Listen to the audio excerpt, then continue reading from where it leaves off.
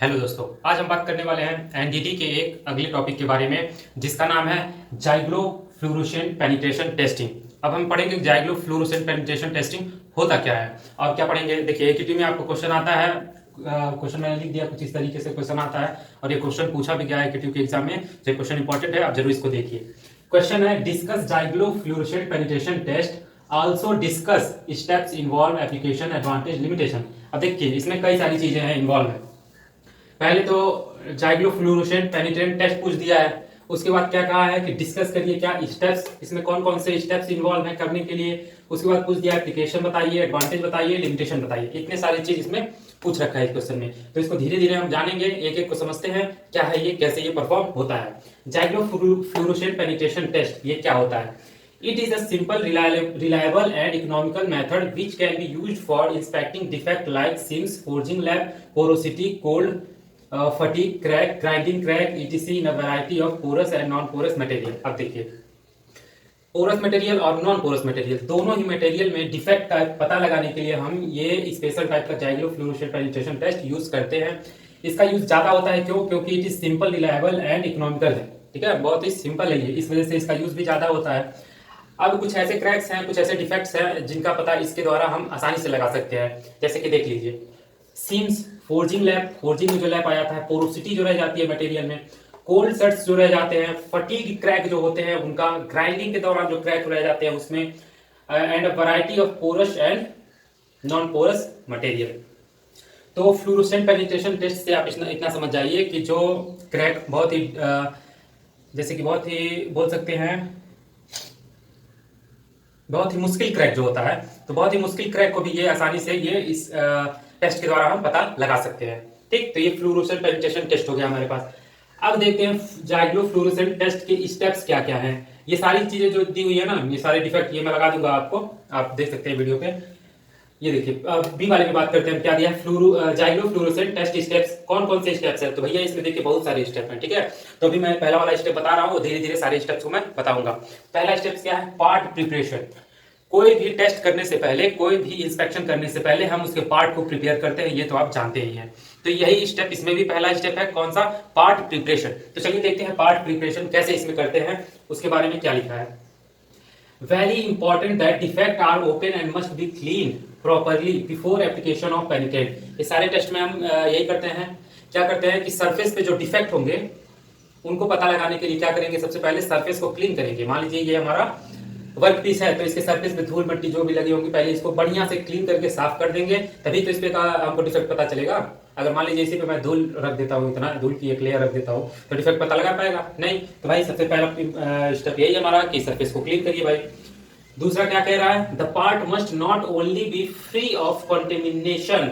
आप देखिए यहाँ पे कह रहा है, अब केवल यही नहीं है कि इस मान लीजिए इस ऑब्जेक्ट पे अगर धूल है तो उसको हटा दिए, बस इतना ही नहीं करना है। कितने करने की, कंटेमिनेशन मतलब कुछ पार्ट कुछ अगर लगे हुए हैं उसको हटा दे तो हो गया। उस पे और क्या क्या चीज नहीं होना चाहिए ये भी चीज बता दिया है इस पे। But anything which can clog surface defect, कोई भी ऐसा चीज जो सरफेस डिफेक्ट को ब्लॉक करे। ठीक है, यानी कि उस पे सरफेस डिफेक्ट में अंदर जाने से पेनिट्रेशन को रोके, वो सारी चीजें नहीं होनी चाहिए, उन सबको हटाना है। सरफेस डिफेक्ट लाइक रस्ट यानी कि जंग, ग्रीस ग्रीस जो लगता है वो, oil, wax, paints, scale, etc, ये सारी चीजें जो सरफेस पे लग जाती है तो वो सारी चीजें भी नहीं होनी चाहिए सरफेस पे। ठीक है, ये सारी चीजें भी सरफेस से हटी होनी चाहिए, इसे भी अच्छे से क्लीन करना चाहिए। अब हम अगले स्टेप के बारे में बात करते हैं।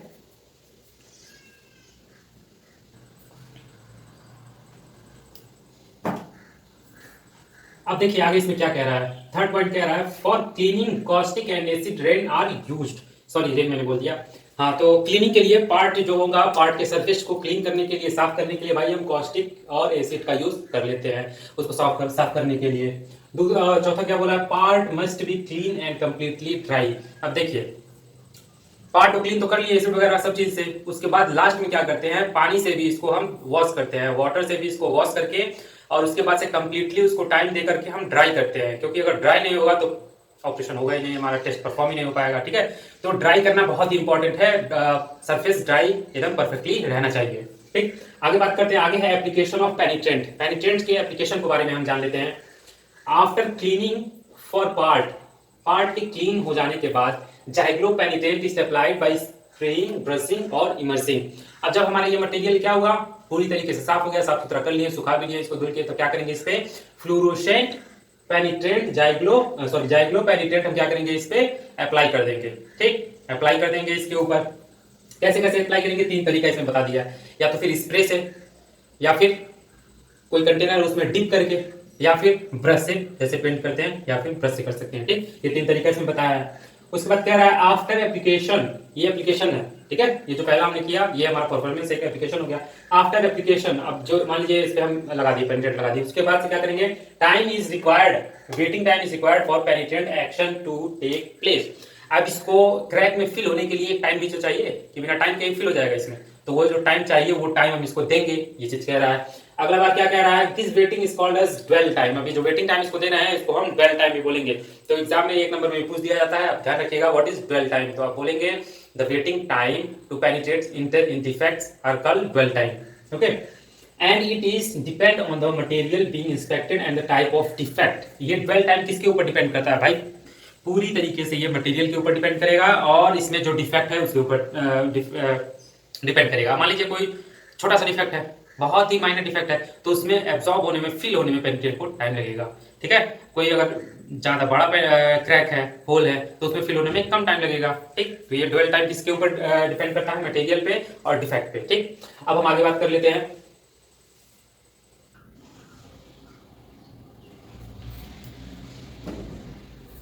अब देखते हैं अगला पॉइंट क्या है। थर्ड हमारा अगला पॉइंट है पार्ट का, रिमूवल ऑफ पेनिट्रेशन। अब इंस्पेक्शन हो गया हमारा, अब क्या करना है, पेनिट्रेशन जो लगाए हैं, सॉरी इंस्पेक्शन हुआ नहीं है, मतलब पेनिट्रेंट हमने अप्लाई किया है, तो क्या करेंगे, पेनिट्रेंट को रिमूव करेंगे। ठीक है, जब सूख जाएगा, ड्वेल टाइम दे दिए, पेनिट्रेंट सूख गया, उसके बाद वाटर वॉश या फिर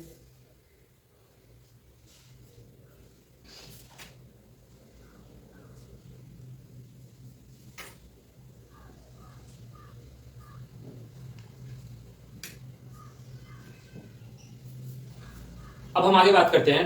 अब हम आगे बात करते हैं। अब पेनिट्रेशन हमने अप्लाई कर दिया अपने ऑब्जेक्ट के ऊपर जिसपे हमें इंस्पेक्शन करना है, उसके बाद ड्वेल टाइम इसको दे दिए, वो पेनिट्रेशन सूख गया, एब्जॉर्ब हो गया क्रैक्स के अंदर, डिफेक्ट के अंदर। अब क्या करेंगे, उस पेनिट्रेंट को रिमूव करेंगे। कैसे, वाटर वॉश से, पानी से धुल करके, या फिर पोस्ट इमल्सिफाइंग से, या फिर सॉल्वेंट रिमूवल, कोई सॉल्वेंट का यूज करके। ठीक है, तो इन सारी चीजों का यूज करके हम पेनिट्रेंट को रिमूव करेंगे अपने मटेरियल के ऊपर से, ऑब्जेक्ट के ऊपर से।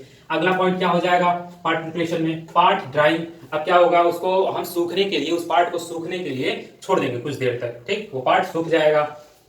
कैसे सुखाएंगे, या तो कुछ देर के लिए छोड़ेंगे तो धीरे धीरे सूखेगा। उसके अगर हम जल्दी सुखाना चाहते हैं तो क्या करेंगे, hot air dryer, air dryer होता है ना, एयर ड्रायर आप जानते होंगे, गर्म गर्म हवा देता है जो, उसका यूज करके हम क्या करेंगे, इसको ड्राई कराएंगे। अब देखिए टेम्परेचर इसमें नोट करने वाली बात है, टेम्परेचर जो होगा 160 डिग्री फ़ारेनहाइट से ज्यादा नहीं होना चाहिए, उतना ही होना चाहिए, उससे कम हो, क्योंकि ज्यादा अगर हीट प्रोवाइड करेंगे तो उस मटेरियल के लिए नुकसानदायक भी होगा। ठीक, अगला देखिए पॉइंट बोल दिया, over drawing is avoided. Over drawing avoid करना है, ज्यादा ड्राई नहीं करना है, नहीं तो हमारा मटेरियल खराब भी हो सकता है। पांचवा क्या है, एप्लीकेशन ऑफ डेवलपर। डेवलपर की एप्लीकेशन, इसके पहले वाला जो मैंने वीडियो बनाया था वो पूरा डेवलपर के बारे में ही था, उसमें सारे एप्लीकेशन वगैरह सब बता दिए थे। फिर भी इसमें देख लेते हैं क्या बोला है।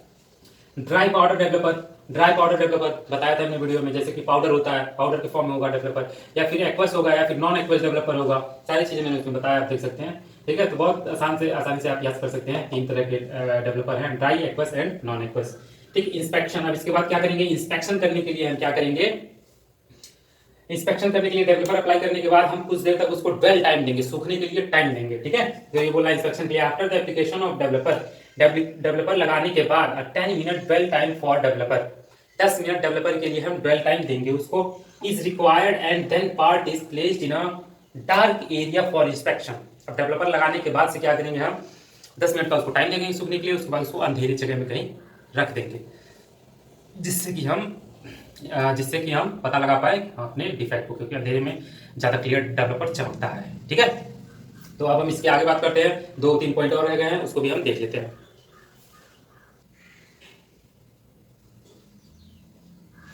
अब चलिए इसके बचे हुए जो 3 पॉइंट है उसके ऊपर हम बात कर लेते हैं। इसमें पूछा था पहले क्या, एप्लीकेशन बताइए, एडवांटेज बताइए, लिमिटेशन बताइए, तो इसके ऊपर भी हम बात कर लेते हैं। एप्लीकेशन देख लीजिए पहले, जाइग्लो फ्लोरोसेंट पेनिट्रेशन टेस्ट की एप्लीकेशन क्या है भाई साहब, ये इंडस्ट्रियल एरिया में यूज होता है, इंडस्ट्री वगैरह में भी इसको यूज किया जाता है, वहां पे डिफर को पता लगाने के लिए, ठीक है, जो बहुत मतलब इजी होता है और अच्छा इसका रिजल्ट मिलता है, इसे ज्यादा यूज करते हैं लोग। It work effectively in variety of porous and non porous material, porous और नॉन पोरस मटेरियल दोनों में ये बढ़िया से ये काम करता है, ठीक, तो इसके लिए ये लोग इस्तेमाल इसमें करते हैं। अगला पॉइंट हम लिमिटेशन देख लेते हैं। लिमिटेशन इसके क्या क्या है, कौन कौन से लिमिटेशन भाई, रिक्वायर्ड स्किल्ड पर्सन, इसमें स्किल्ड पर्सन चाहिए काम करने के लिए, अब कहीं से भी उठा किसी आदमी को लगा नहीं देंगे। दूसरा है प्रॉपर सेफ्टी प्रिकॉशन है आर रिक्वायर्ड, इसमें सेफ्टी प्रिकॉशन पूरा अप्लाई करना पड़ेगा, उसके बाद ही पेनिट्रेशन टेस्ट इसमें करना है, ठीक, ये उसके लिमिटेशन हो गए। तो एडवांटेज के बारे में बात कर लेते हैं। एडवांटेजेस ऑफ डाइक्लोफ्लोरोसेंट पेनिट्रेशन टेस्ट, टी मतलब पेनिट्रेशन, ओके, एफ मतलब फ्लोरोसेंट। पहला क्या है एडवांटेज, लोकेट एंड आइडेंटिफाई होगा, आइडेंटिटी मैंने लिख दिया है,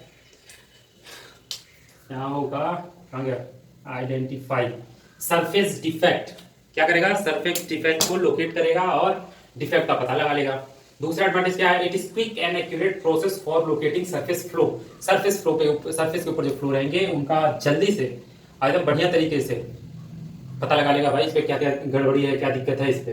तीसरा पॉइंट क्या कह रहा है, it increases the product uniformity, क्या कर रहा है, प्रोडक्ट की यूनिफॉर्मिटी को ये बढ़ा दे रहा है, ठीक है।